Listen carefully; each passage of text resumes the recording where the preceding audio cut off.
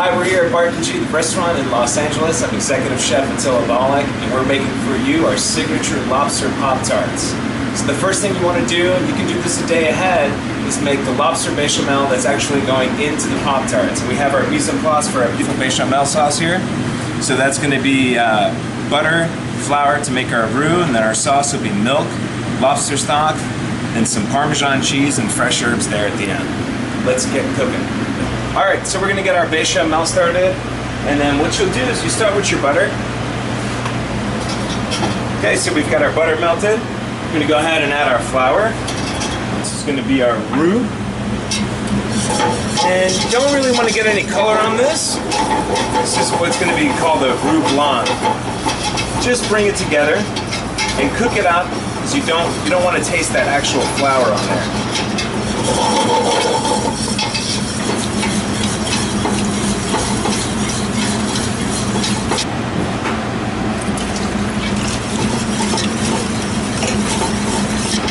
So you bring it back up to a boil.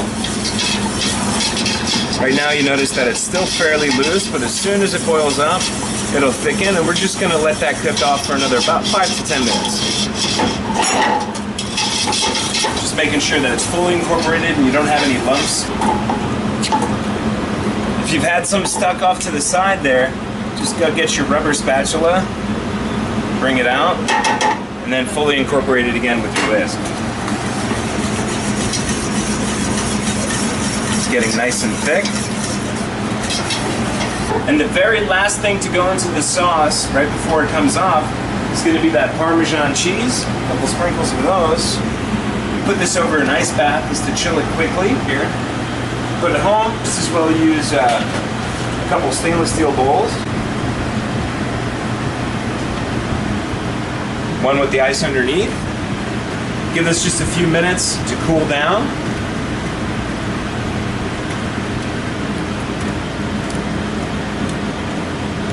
Alright guys, so our lobster bechamel has cooled slightly, and you're going to want to add the herbs post-cooling, because you don't want to destroy those herbs.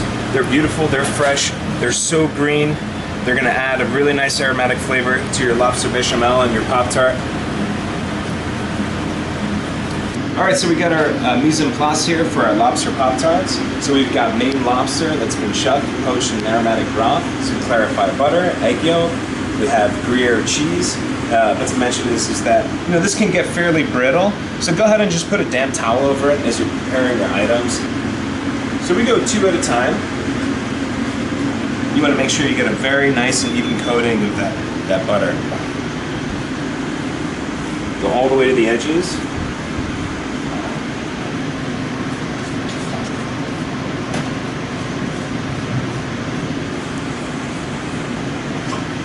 In total, we're going to go 6 sheets, but it's important to get the 2 in at a time so you can get a good coating of butter.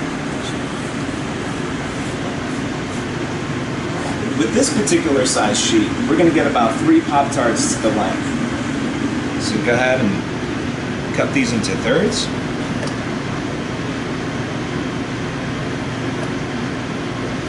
And then the first thing to go down is going to be our Gruyere cheese.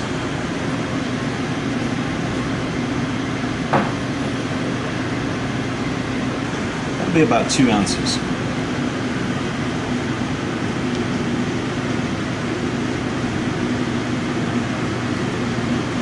We've got a nice mixture of claw, knuckle, tail.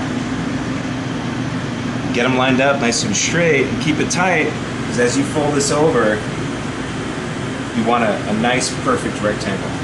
You get a good fold, one on each side. Making sure that they're absolutely covered.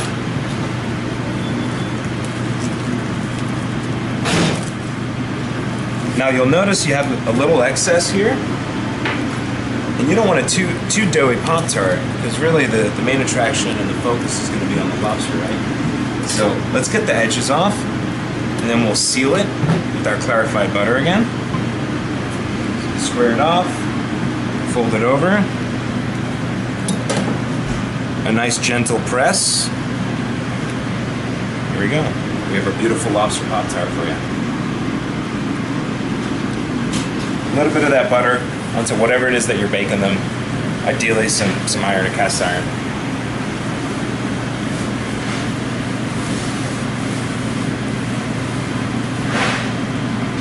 There we go.